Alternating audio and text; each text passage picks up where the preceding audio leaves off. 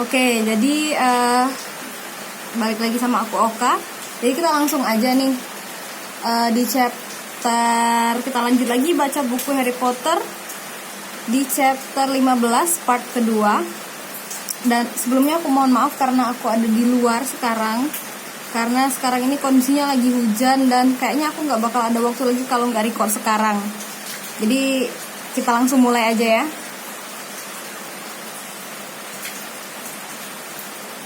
Dia membawa mereka sampai ke tepi hutan. Seraya mengangkat lampunya tinggi-tinggi, dia menunjuk jalan tanah setapak yang sempit dan berkelok-kelok yang menghilang di antara pepohonan besar-besar dan gelap. Angin sepoi menerbangkan rambut mereka ketika mereka memandang ke dalam hutan. "Lihat di sana," kata Hagrid. "Lihat yang berkilau di tanah itu, yang keperakan. Itu darah unicorn. Di dalam ada unicorn luka parah digigit entah apa. Ini kedua kalinya dalam seminggu. Aku temukan satu unicorn mati Rabu lalu. Kita akan cari makhluk malang itu. Mungkin kita harus bebaskan dia dari penderitaannya." "Dan bagaimana kalau entah apa yang menggigit unicorn itu lebih dulu menemukan kita?" kata Malfoy, tak sanggup menyembunyikan ketakutan dari suaranya. "Tak ada satupun di hutan yang akan melukaimu kalau kau bersamaku atau Fang," kata Hagrid. "Dan ikuti jalan ini. Baik, sekarang kita bagi menjadi dua rombongan dan kita ikuti jejak kedua arah yang berlainan. Ada bercak darah di mana-mana. Paling tidak si unicorn sudah berkeliaran kesakitan sejak semalam." "Aku mau bersama Fang," kata Malfoy cepat-cepat, seraya memandang gigi Fang yang panjang-panjang. "Baiklah, tapi kuingatkan kau, dia pengecut," kata Hagrid.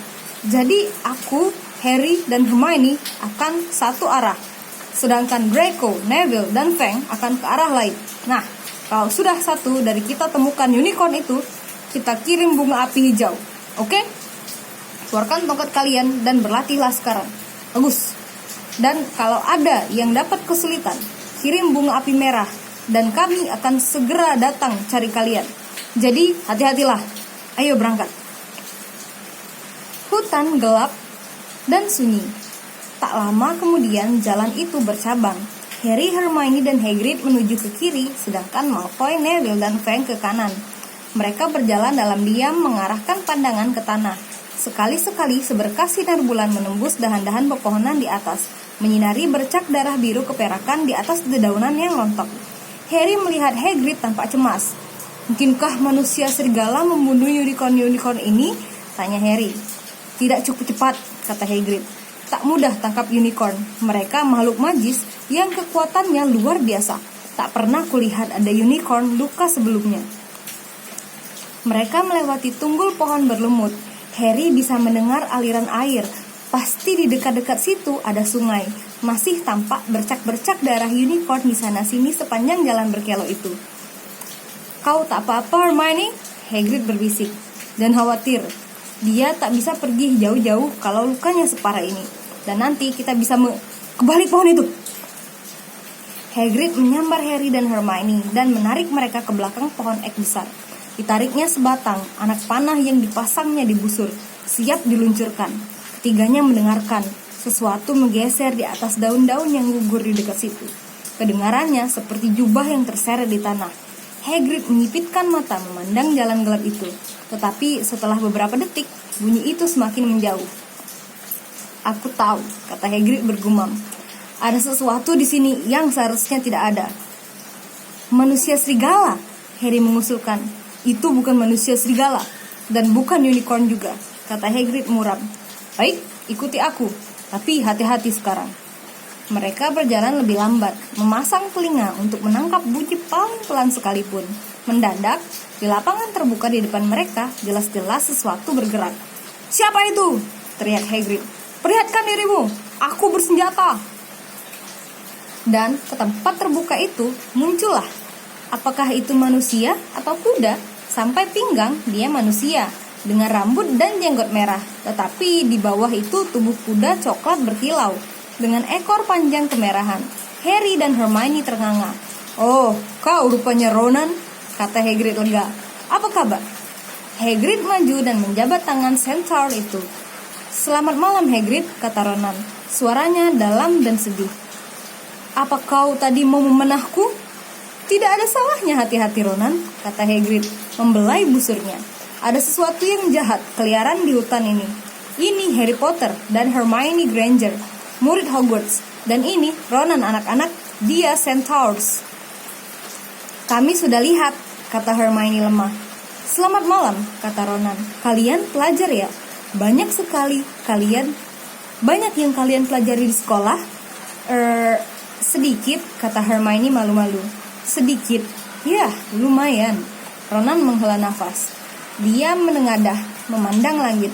Mars terang malam ini. Ya, kata Hagrid, ikut memandang ke atas. Ingat, aku senang kami bertemu kau, Ronan, karena ada unicorn yang luka. Kau lihat sesuatu? Ronan tidak langsung menjawab. Dia menatap ke atas tanpa berkedip, kemudian menghela nafas lagi. Selalu saja yang tak bersalah jadi korban lebih dulu, katanya. Begitulah sejak berabad-abad lalu, begitulah juga sekarang. Ya, kata Hagrid. Tapi apa kau lihat sesuatu, Ronan? Sesuatu yang luar biasa. Mars terang malam ini, Ronan mengulangi sementara Hagrid memandangnya dengan tak sabar. Luar biasa terang. Ya, tapi yang kumaksud sesuatu yang lebih dekat ke tanah, kata Hagrid. Jadi, kau tidak lihat sesuatu yang luar biasa? Sekali lagi, perlu beberapa saat bagi Ronan untuk menjawab. Akhirnya dia berkata, hutan ini menyembunyikan banyak rahasia. Gerakan di pepohonan di belakang Ronan membuat Hagrid mengangkat busurnya lagi. Tetapi ternyata hanya Centaur kedua, bertubuh dan berambut hitam, dan kelihatannya lebih liar dari Ronan. Halo Ben, kata Hagrid. Kau tak apa-apa? Selamat malam Hagrid, kuharap kau baik-baik saja. Cukup baik, gini, aku baru saja menanyai Ronan. Kau lihat sesuatu yang aneh di sini belakangan ini? Ben maju berdiri di sebelah Ronan. Dia menatap ke langit. Mars terang malam ini. Cuma itu katanya. Kami sudah dengar, kata Hagrid sebal. Kalau kalian lihat sesuatu, beritahu aku ya. Kami akan jalan lagi sekarang.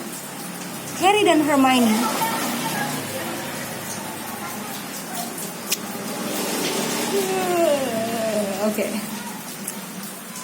Harry dan Hermione mengikuti Hagrid meninggalkan tempat terbuka itu. Berkali-kali menoleh memandang Ronan dan Ben sampai pohon-pohon menutup pandangan mereka. Jangan pernah, kata Hagrid jengkel, coba mendapatkan jawaban langsung dari Centaur. Pengamat bintang yang fanatik tak tertarik pada apapun yang lebih dekat dari bulan. Apa ada banyak Centaur di sini? Tanya Hermione. Oh, cukup banyak. Berkelompok dengan kaumnya sendiri, kebanyakan. Tapi mereka bersedia muncul kalau aku perlu bicara. Mereka pemikir, Centaur itu. Mereka banyak tahu, cuma tidak banyak bicara. Apakah menurutmu yang kita dengar tadi sebelum ketemu Ronan adalah Centaur? Kata Harry. Apa kedengarannya seperti langkah kaki kuda bagimu? Bukan menurutku. Tadi itu yang bunuh unicorn. Belum pernah terdengar seperti itu. Mereka berjalan terus menembus pepohonan yang rapat dan gelap. Harry berkali-kali menoleh ke belakang dengan cemas. Dia punya perasaan tak enak bahwa mereka sedang diawasi. Dia senang Hagrid dan busurnya bersama mereka. Mereka baru saja membelok ketika Hermione mencengkram lengan Hagrid. Hagrid, lihat, bunga api merah yang lain dalam bahaya. Kalian berdua, tunggu sini, teriak Hagrid. Tetap di jalan ini, nanti aku akan kembali. Mereka mendengar bunyi berkresek ketika Hagrid menerobos belukar. Keduanya saling pandang, sangat ketakutan, sampai mereka tak bisa mendengar apa-apa lagi kecuali gesekan daun-daun di sekitar mereka. Menurutmu, apa mereka terluka? Bisik Hermione. Aku tak peduli kalau Malfoy luka, tetapi kalau terjadi sesuatu pada Neville, salah kitalah dia di sini. Menit demi menit berlalu lambat. Telinga mereka rasanya lebih tajam daripada biasanya. Harry merasa bisa mendengar setiap desah angin, setiap derik ranting. Apa yang terjadi? Di mana yang lain? Akhirnya, bunyi berkresek keras menandakan kembalinya Hagrid.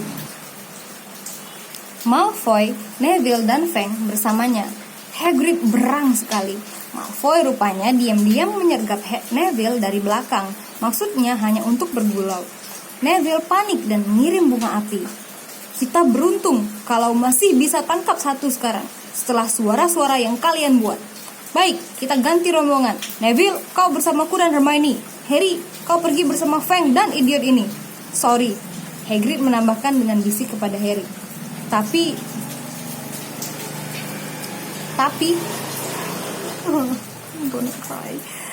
Tapi dia akan lebih sulit menakut-nakutimu dan kita harus selesaikan ini. Maka Harry menuju ke tengah hutan bersama Malfoy dan Fang. Mereka berjalan selama hampir setengah jam, makin jauh masuk ke hutan, sampai jalan tanah itu nyaris tak bisa diikuti lagi karena pepohonan begitu rapat. Menurut Harry, darahnya kelihatan semakin pekat. Ada cipratan di akar sebatang pohon, seakan makhluk malang itu berputar-putar kesakitan di dekat situ. Lewat celah di antara cabang-cabang pohon ek tua, Harry bisa melihat tanah terbuka di depan mereka. Lihat, gumamnya merentangkan tangan untuk menghentikan Malfoy. Sesuatu yang putih terang berkilau di tanah. Mereka beringsut mendekat. Ternyata memang unicorn, dan dia sudah mati. Belum pernah Harry melihat sesuatu seindah dan sesedih itu.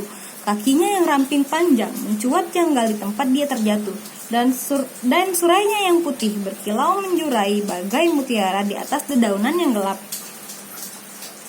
Harry sudah maju selangkah mendekatinya ketika bunyi menggelegar, membuatnya terpaku di tempat. Semak di tepi tempat terluka itu bergetar. Kemudian dari bayang gelap muncul sesosok berkerudung, merangkak di tanah seperti binatang yang sedang mendekati mangsanya.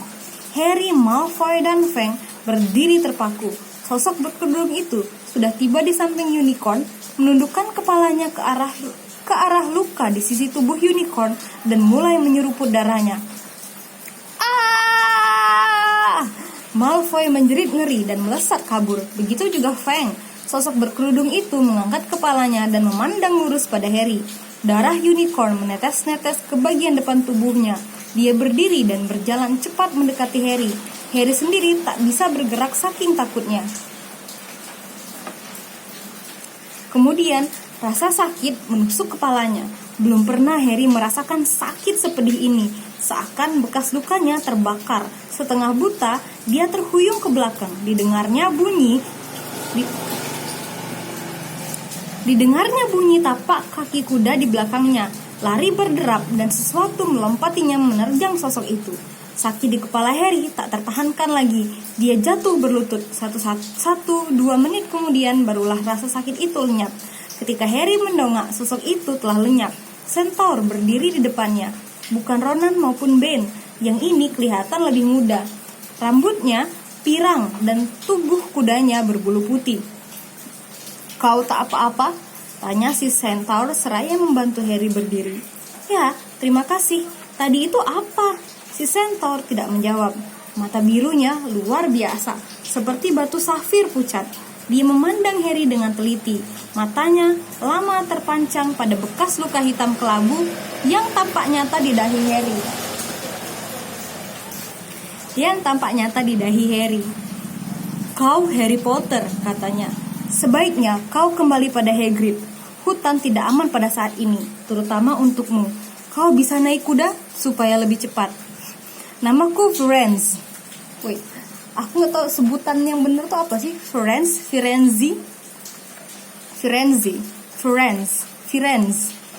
Katanya menambahkan seraya menekuk kaki depannya, berlutut agar Harry bisa naik ke punggungnya. Mendadak terdengar lebih banyak derap kaki kuda dari sisi lain tanah terbuka. So many interruption. Oke. Mendadak terdengar lebih banyak derap kaki kuda dari sisi lain tanah terbuka. Ronan dan Ben muncul dari balik pepohonan, terengah-engah dan berkeringat. Firenze, geregar Ben. Apa yang kau lakukan? Ada manusia di punggungmu. Sungguh kau tak tahu malu. Memangnya kau bagal angkut biasa. Sadarkah kalian siapa ini? Kata Firenze. Ini Harry Potter. Lebih cepat dia meninggalkan hutan, lebih baik. Kau cerita apa saja kepadanya? Ben mengeram. Ingat Firenze, kita sudah disumpah untuk tidak mencampuri urusan langit. Bukankah kita sudah